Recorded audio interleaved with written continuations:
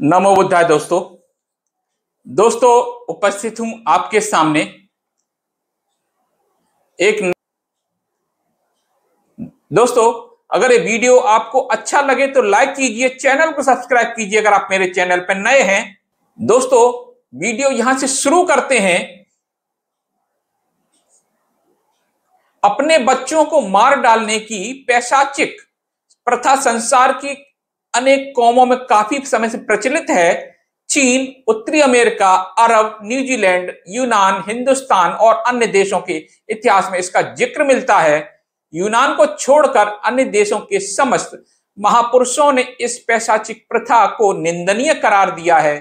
चीन में कन्फ्यूशियस ने, अरब में मोहम्मद साहब ने और हिंदुस्तान के शास्त्रों में शिशु हत्या को दंडनीय माना है, किंतु यूनान में इसके न करने पर सजा दी जाती थी। यूनान देश के प्रमुख शास्त्रकार लाइकर्गस का यह आदेश है कि जो बच्चा दुर्बल या अपंग हो और उसको जरूर ऐसी जगह छोड़ देना चाहिए कि जहां वो मर जाए। यहूदी लोगों का एक समूह मोलक देवता को अपने पापों की क्षमा के लिए अपने ज्येष्ठ पुत्र को अर्पित कर देता था। बंगाल में हुगली नदी के किनारे पर बंगाली लोग अपने बच्चों को अपने पापों की मुक्ति के लिए, अपने भावी कल्याण के लिए गंगा नदी में डाल आया करते थे। वहां मगरमच्छ और घड़ियाल बच्चों को गिरते ही निगल जाते थे। भारत के करीब करीब सभी भागों में, करीब करीब सभी राजपूत कौमों में लड़कियों को मार डालने की एक प्रथा बहुत दिनों से चली आ रही थी। यह प्रथा कैसे चली, कब चली, इस बारे में निश्चित रूप से कुछ नहीं कहा जा सकता, किंतु स्वयं राजपूतों ने जो इसके कारण बताए हैं उनका उल्लेख मैं यहां कर दूंगा। दोस्तों ये बहुत ही विभत्स जानकारी मैं कहां से दे रहा हूं, ये जानकारी आपको मिलेगी देवदासी, सती प्रथा और कन्या हत्या नाम की पुस्तक है जो अतुल कृष्ण विश्वास और शीतला सहाय ने लिखी है, और ये अमेजॉन पर उपलब्ध है। आप वहां से खरीद कर इसको पढ़ सकते हैं। राजपूतों के एक वंश का यह कथन है कि ब्रह्मा ने राजपूतों को यह शाप दिया कि राजपूतों का नाश उनकी कन्या की संतान से होगा, इसलिए उस समय के राजपूतों ने कन्याओं को मारना आरंभ कर दिया था। किंतु वास्तविक कारण यह था कि इन क्षत्रिय जातियों को अपनी जाति पर बहुत अभिमान था। अपने से नीच जाति में यह अपनी लड़कियों की शादी नहीं कर सकते थे, इसलिए जो जातियां ऊंची होती थी अपने को अपमानित किए बिना अपनी लड़कियों की शादी का कोई हिसाब न देख करके उनको पैदा होते ही मार डालते थे। साला और ससुर बनना कोई पसंद नहीं करता। साला और ससुर हिंदू समाज में एक हिकारत की चीज है, इसलिए भी लड़की की पैदाइश खानदान के लिए आफत थी।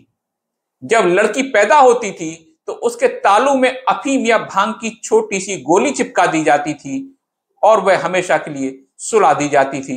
अगर अफीम या भांग न मिल सके तो धतूरे के बीज या मदार को पीसकर माता के स्तन पर लेप कर दिया जाता था और लड़की दूध के साथ इस जहर को पीकर मर जाती थी। कुछ राजपूत लोग जमीन में एक गड्ढा खोदते थे और उसमें दूध भर देते थे। इसी दूध भरे गड्ढे में लड़की लिटा दी जाती थी और वह दूध में डूबकर मर जाती थी। कुछ लोग तो उस गड्ढे में जरा भी दूध नहीं डालते थे और लड़कियों को जीते जी दफन कर देते थे। कुछ लोग पैदा होते ही जब बच्चा सांस भी नहीं ले पाता था उसकी नार से गला घोंट देते थे। यह सब काम अक्सर माताओं को अपने हाथ से ही करना पड़ता था। शिशु हत्या भारत में बहुत दिनों से चली आ रही थी। जहांगीर बादशाह ने इस पैशाचिक रस्म को बंद करने का प्रयत्न किया था, किंतु वह सफल न हुआ। इसकी मृत्यु के 100 वर्ष बाद जयपुर के राजा जयसिंह ने भी इस प्रथा को मिटाने का प्रयत्न किया, किंतु उनको भी सफलता नहीं मिली। जब अंग्रेजों का राज्य हिंदुस्तान में कायम हुआ और उनका शासन दंड चलने लगा, तब उन्होंने इस कुप्रथा के नाश का तरीका सोचना शुरू किया। वायस, रघुवंशी और गौतमी राजपूतों में यह प्रथा बड़े जोरों से जारी थी। 10,000 राजपूतों की बस्ती में एक भी लड़की नहीं मिल सकती थी। 10 दिसंबर को एक राजपूत के यहाँ एक लड़की पैदा हुई। उसकी रिपोर्ट थाने में फौरन की गई। जमादार को हुक्म हुआ कि जाकर बच्चे को देख आए। जमादार को रास्ते में दाई मिल गई कि थानेदार को लड़की की पैदाइश की इत्तला देने जा रही थी। दोनों साथ साथ वापस आए। जब लड़की के ऊपर से चद्दर उठाई तो उन्हें मालूम हुआ कि लड़की मर गई है। दाई ने बयान दिया कि जब वह गई थी तब लड़की अच्छी खासी थी, उसके जाने के बाद किसी ने उसे जहर दे दिया होगा। घर वाले कहने लगे लड़की को जमोगा हो गया। फौरन ही लोग गिरफ्तार कर लिए गए और नौकरानी के साथ थाने लाए गए। लड़की का शरीर सिविल सर्जन के पास भेजा गया।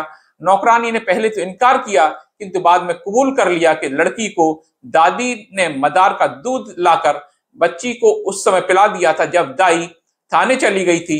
उसने भी यह बयान दिया कि लड़की की माता पहले तो मदार का दूध देने को राजी नहीं हुई, किंतु अपने पति के अनुरोध पर चुप रही। सिविल सर्जन ने भी यह बयान दिया लड़की के पेट में मदार का दूध था, जिसकी उसकी मृत्यु हो गई।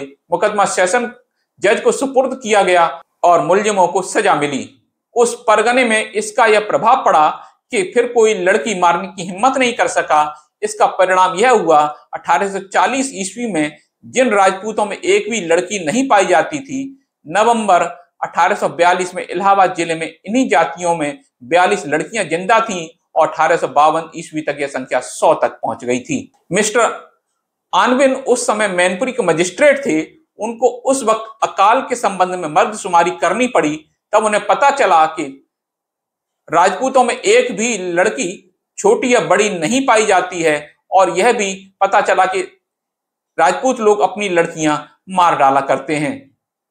इसकी घोषणा गवर्नमेंट गजट में की गई। लाट साहब ने एक खिलत और बधाई राजा साहब के पास भेजी। सन 1838 में राजपूत जाति में एक भी लड़की नहीं थी, लेकिन सन 1845 में 57 लड़कियां बचाई जा चुकी थीं और 1846 में ये बढ़ करके 161 हो गई थीं और सन 1851 में 6 वर्ष से कम की अवस्था की सन 1480 में लड़कियां राजपूतों में पाई गईं। सन 1842 में यही तरीका इटावा के राजपूतों के यहां काम लाया गया।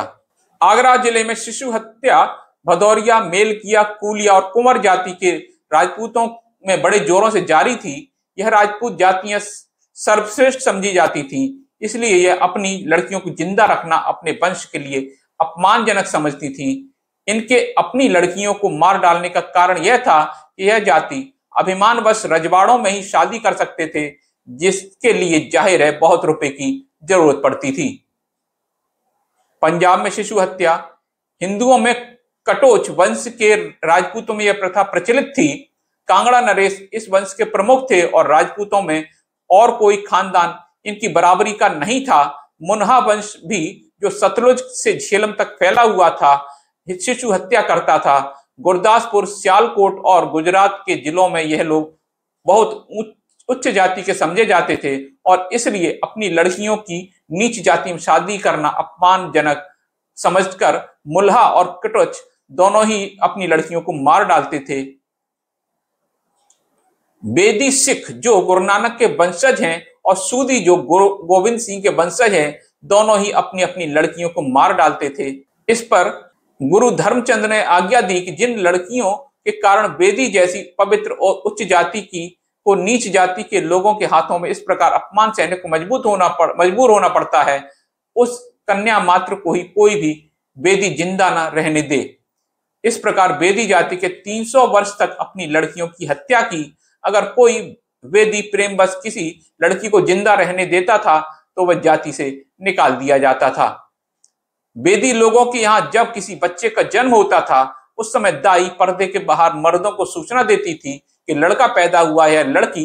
अगर लड़का पैदा होता था तो उस समय खुशी मनाई जाती थी। अगर लड़की हुई तो माता पिता मुख दीवार की ओर करके खड़े हो जाते थे और घर की बड़ी बूढ़ी आकर दाई को लड़की को मार डालने की आज्ञा देती थी। कभी तो दाई गला घोंट देती थी, लेकिन अक्सर उसे जाड़े में सर्दी में डालकर और गर्मी में धूप में डालकर मार डालते थे। बेदी लोग अक्सर लड़की के मुंह में गुड़ और हाथ में रुई की पूनी रखकर लड़की की लाश को दफना देते थे और कहते जाते थे, गुड़ खाइयां पूनी कातियां आप न आइयां भ्रावानु घालियां। गुड़ अर्थात पूनी कातना, खुद ना आना, भाइयों अर्थात लड़कों को भेजना, वेदी लोगों में यह परंपरा इतनी प्रचलित थी कि उन्हें कुड़ी मार अर्थात लड़की को मारने वाला कहा जाता था। पटियाला, नाभा और फरीदपुर की जाट रियासतें भी मालवा सिखों की थी। ये लोग भी लड़कियों की हत्या जायज समझते थे। डेरा गाजी खां के आसपास रहने वाले गुसाई, भोदल ब्राह्मण भी इस प्रथा के शिकार थे। पश्चिमी भारत में शिशु हत्या स्थान स्थान पर प्रचलित थी। काठियावाड़, कच्छ में राजपूत, हिंदू और जैनी लोग भी इस कुप्रथा को मानते थे। काठियावाड़ में जडेजा नाम की एक जाति इस कुप्रथा से विशेष रूप से पीड़ित थी। उस समय के लेखकों का विचार है यह जाति काठियावाड़ और कच्छ में ज्यादा नहीं तो कम से कम 5000 बच्चों की प्रतिवर्ष जरूर हत्या करती थी। कुछ लोग समझते हैं 20,000 बच्चे हर साल यहां मार डाले जाते थे। तो दोस्तों, ये थी लड़कियों को, बच्चियों को मार डालने की बीभत्स कहानी। यह लगभग हर जाति में, जो सवर्ण जातियां कहलाती हैं, उनमें मौजूद थी। पूरे विश्व में मौजूद थी, विदेश दूसरे देशों में भी मौजूद थी। लेकिन हमको अपने घर की सफाई करनी होती है, तभी हम दूसरे पर उंगली उठा सकते हैं कि तेरा घर गंदा है। तो दोस्तों, आज तो समाज काफी हद तक पढ़ लिख गया है, उसके बाद भी लड़का पाने की लालसा रहती है और उस लालसा में वो लड़कियों की भ्रूण में ही हत्या करवा देते हैं। हमें ऐसी कुत्सित प्रयासों से बचना चाहिए और जो इस तरह का प्रयास करते हैं उनको भी हतोत्साहित करना चाहिए, उनको दंडित करवाना चाहिए। कैसा लगा ये वीडियो आपको? अगर अच्छा लगा हो तो लाइक कीजिए, चैनल को सब्सक्राइब कीजिए अगर आप मेरे चैनल पर नए हैं। मिलता हूं अगले वीडियो में, तब तक के लिए नमो बुद्धाय।